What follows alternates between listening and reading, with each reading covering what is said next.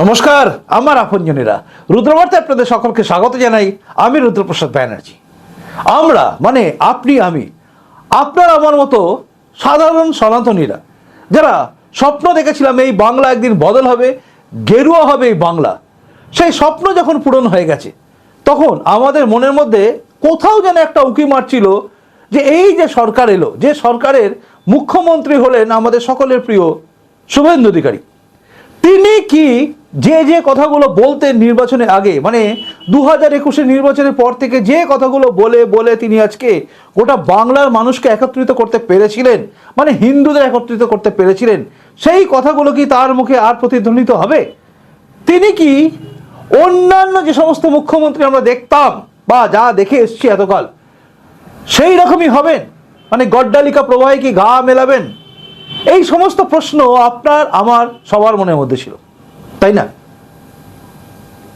ধীরে ধীরে বুঝতে পারছি আমরা যে নির্বাচন করেছিলাম বা আমরা যে মনের মধ্যে ঠিক জায়গাটা ধরে রেখেছিলাম যে এই ভোটটা একমাত্র হিন্দুদের একত্রিত হয়ে বাঁচার লড়াই বা অস্তিত্ব রক্ষা লড়াইয়ের জন্য বিজেপিকে দিতে হবে, সেটা যে কতটা ঠিক ছিল গতকাল কিন্তু পরিষ্কার হয়ে গেছে। গতকাল আমাদের রাজ্যের মুখ্যমন্ত্রী, আমাদের সকলের প্রিয় শুভেন্দু অধিকারী, অর্থাৎ দিদির রাজত্ব শেষ, দাদার রাজত্ব শুরু।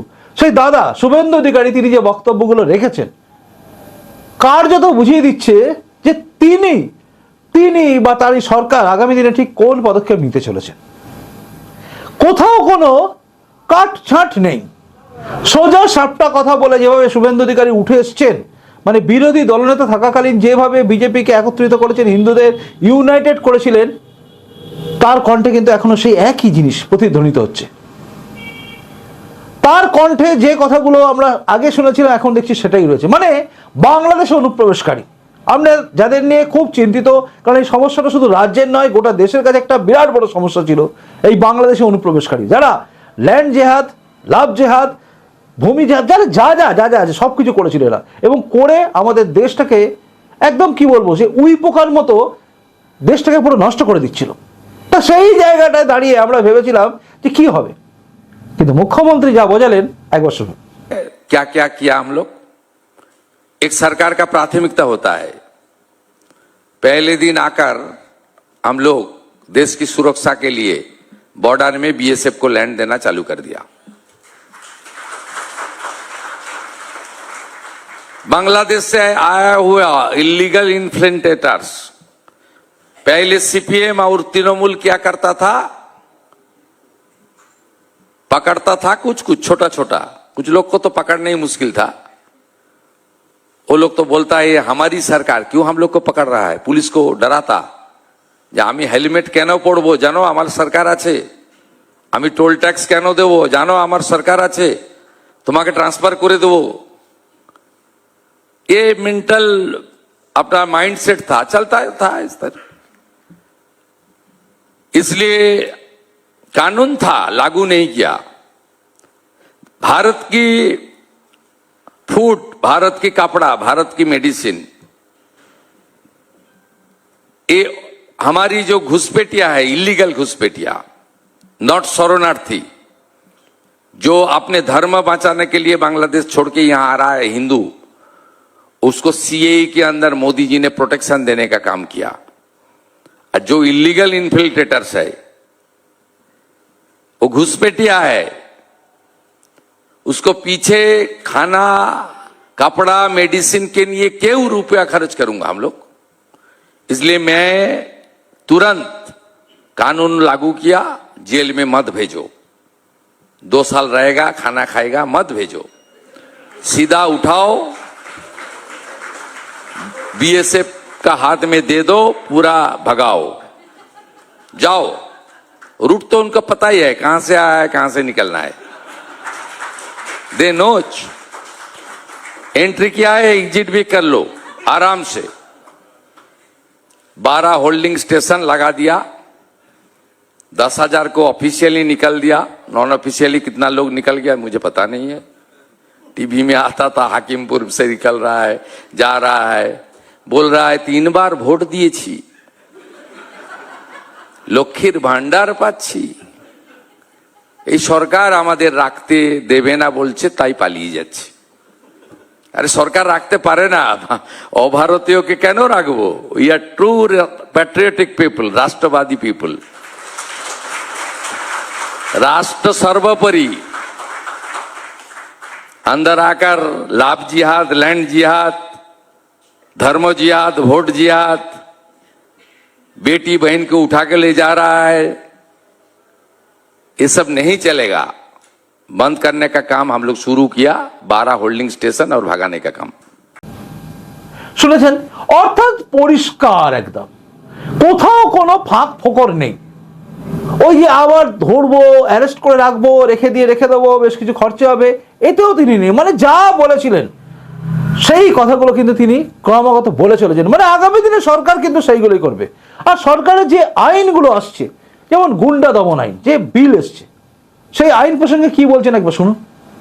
एक तो मैं कानून कर दिया, गुंडा दमन एक्ट, जो आपका बिजनेस में जाकर ताला चाबी लगाएगा, इंडस्ट्री बंद करेगा, तोड़फोड़ कर देगा, अंदर तो जाना ही पड़ेगा, और जितना डैमेज किया उनको वसूल भी करना पड़ेगा with penal interest 3 times. 1 crore का प्रॉपर्टी डैमेज करेगा तो 3 करोड़ उनको वसूली देना पड़ेगा। ये कानून असेंबली में पारित कर दिया हम लोग। শুনলেন? আপনাদের নিশ্চয়ই মনে আছে নির্বাচনের আগে কিন্তু তিনি বারবার বিভিন্ন জায়গায় বলতেন যে কোনো জায়গায় কাউকে আমি এইভাবে তো করতে দেবো না, গুন্ডামো করতে দেবো না। আগের যিনি মুখ্যমন্ত্রী ছিলেন মানে মমতা ব্যানার্জি, তিনি বলতেন গুন্ডাকে কি করে কন্ট্রোল করতে হয় তা আমার জানা আছে। তিনি গুন্ডা কন্ট্রোল করতেন। কিন্তু এই রাজ্যের এখন যে মুখ্যমন্ত্রী মানে আমাদের সকলের প্রিয় দাদা শুভেন্দু অধিকারী, তিনি কিন্তু পরিষ্কার বলে দিলেন কন্ট্রোল নয়, দমন করবেন তিনি। আর এটা দরকার আছে। বিভিন্ন প্রসঙ্গ তিনি একের পর এক তুলেছেন এবং পরিষ্কার করে বুঝিয়ে দিয়েছেন যে এই সরকার আমরা যে স্বপ্ন দেখেছিলাম সেই স্বপ্নের দিকে এগোচ্ছে। তার প্রতিটা কথায় প্রতিটা ছত্রে ছত্রে ছিল সেই কথা, যে কথাগুলো আমরা খুব শুনতে বা জানতে ইচ্ছা করছিলাম যে আদৌ এই সরকার কি ভাবছে। মানে মুখ্যমন্ত্রী হয়ে যাওয়ার পরে শুভেন্দু অধিকারী তিনি ঠিক কি বলতে চাইছেন। গতকালের বক্তব্যগুলো প্রতিটা ক্ষেত্রে আমার মনে হয়েছে আপনাদের সামনে আরো একবার আনা উচিত। আপনাদের বোঝা উচিত যে আমরা যাকে ভোট দিয়েছিলাম সেটা ভুল ছিল না ঠিক ছিল। কি মনে হচ্ছে সনাতনীরা যেভাবে ঐক্যবদ্ধ হয়ে বিজেপিকে এনেছিল সেটা ঠিক ছিল না? কারণ শুভেন্দু অধিকারী বদলাননি। খুব ভালো লাগছিল যখন তিনি এক সন্ন্যাসীর পায়ে প্রণাম করতে যাচ্ছিলেন, কিন্তু সন্ন্যাসী যখন বলছেন দাঁড়ান আপনি মুখ্যমন্ত্রী, তখন তিনি সঙ্গে সঙ্গে একটা কথা বলেছেন, আরে দাঁড়ান তো, মুখ্যমন্ত্রী হলে কি সিএম হলে কি ল্যাজ বেরোয় না শিং বেরোয়? মানে কথা, এই কথা কিন্তু পরিষ্কার করে বুঝিয়ে দেয় যে তিনি ঠিক কোন জায়গায় আছেন। মানে তার কোনো অহংকারও নেই, তার কোনো কিচ্ছু নেই, তিনি যা বলেছিলেন সেটাই রেখেছেন কথা। মানে আমার মনে হচ্ছে আপাতত তিনি কথাগুলো রেখেছেন, যে কথাগুলো এখন আমরা দেখতে পাচ্ছি যা ভেবেছিলাম তাই হচ্ছে। কিন্তু আচ্ছা আপনি কি ভাবছেন? শুভেন্দু অধিকারী যে কথাগুলো বলেছিলেন নির্বাচনের আগে সেই কথাগুলো তিনি রাখছেন তো? এই কদিনের মধ্যে আপনি কি ভাবছেন জানাবেন। কিন্তু আমরা মহরম দেখেছি, যে মহরমে চারিদিকে আমাদের এই রাজ্যে তৃণমূল সরকারের রাজত্বের সময় আমরা দেখেছি মহরমের সময় কিভাবে গন্ডগোল হতো। এইবারে মহরমে কোনো গন্ডগোল আপনি দেখেছেন কি? জানাবেন। কিন্তু আপনার এলাকায় কোনো গন্ডগোল হয়েছে কি? আমার এলাকায় কিচ্ছু হয়নি, পুরো পিসফুল ছিল। প্রত্যেকে শান্তভাবে যাদের যাদের ধর্ম তারা পালন করেছে, অর্থাৎ কোথাও কিছু হয়নি। আর এটাই তো আমরা চেয়েছিলাম। ব্যবসা করতে আসা, শিল্প করতে আসা কোনো ব্যবসায়ী তারা কখনোই ভাববে না যে আমার এলাকায় কোনো গন্ডগোল হোক। চাইবে কি? চাইবেন কোনো ব্যবসায়ী নিজের এলাকায় ব্যবসা যেখানে চলছে মানে বাজারের মধ্যে দোকান বন্ধ হয়ে যাক, দোকানে তরোয়াল পড়ুক? চাইবে? কেউ চাইবে না। আর সেটাই কিন্তু আজ আমরা দেখতে পাচ্ছি। এই কদিনেই আমরা দেখে ফেললাম যে অনেক কিছু পরিবর্তন হয়ে গেছে, আমূল পরিবর্তন। আপনি দেখেননি? আপনার চোখে পড়েনি? জানাবেন। আপনাদের প্রত্যেকের কমেন্টসের দিকে কিন্তু আমার নজর থাকবে, কারণ আপনারা শুধুমাত্র দেখলাম কিছু বললাম না এই না করবেন না। কারণ আজ তো সেই জায়গায় আছে যেখানে আপনার একদম কি বলবো, গণতন্ত্রে আপনার সেই সুযোগ সুবিধা আছে যেখানে আপনি বলতে পারেন। আগের সরকার বলতে দেয়নি। আমি জানি আপনারা অনেকেই লাইক করতে পর্যন্ত পারতেন না, কারণ বলতেন আমাকে ফোন করে, দাদা আমি লাইক করতে পারছি না, আমার কমেন্টস করতে ইচ্ছে হয় কিন্তু আমি করতে পারি না। কিন্তু এখন তো পারবেন, এখন তো পারবেন ভিডিওগুলোকে শেয়ার করতে, করবেন। রুদ্রবার্তা আবার আপনাদের কাছে আগের মতোই প্রতিদিন আসবে। কিন্তু আপনাদের সহযোগিতা আমার চাই। আমি দীর্ঘদিন ধরে রুদ্রবার্তা চালাতে পারিনি, কারণ আমি ব্যস্ত হয়ে পড়েছিলাম, সেই জায়গা কাটিয়ে উঠেছি। অনেকেই লিখেছেন আমাকে যে দাদা এতদিন পরে আবার ফিরলেন। হ্যাঁ, এতদিন পরেই ফিরলাম। কত ধমকি, কত হুমকি আমি খেয়েছি, হ্যাঁ, গুণে শেষ করা যাবে না। কেস খেয়েছি, চলছে, কিন্তু আমরা আবারও আছি। যে গেরুয়া বাংলা স্বপ্ন আমরা দেখিয়েছিলাম আপনাদের, আজকে সেই স্বপ্ন আপনার পূরণ হচ্ছে তো? এটা জানার জন্যই আজকের এই প্রতিবেদন। জানাবেন কিন্তু। চলুন আসি, দেখা হচ্ছে আবার আগামীকাল। খুব ভালো থাকুন। নতুন এসে থাকলে এই চ্যানেলটা সাবস্ক্রাইব করবেন, পাশে থাকবেন আমার আপনজন হয়ে। এবং যদি ফেসবুক থেকে দেখেন তাহলে অবশ্যই কিন্তু এই পেজটাকে ফলো করে লাইক করে নেবেন। করবেন তো? শেয়ার করবেন তো সবার সঙ্গে? জানাবেন। আসি, নমস্কার, বন্দে মাতরম, ভারত মাতা জয় হোক, জয় হিন্দ।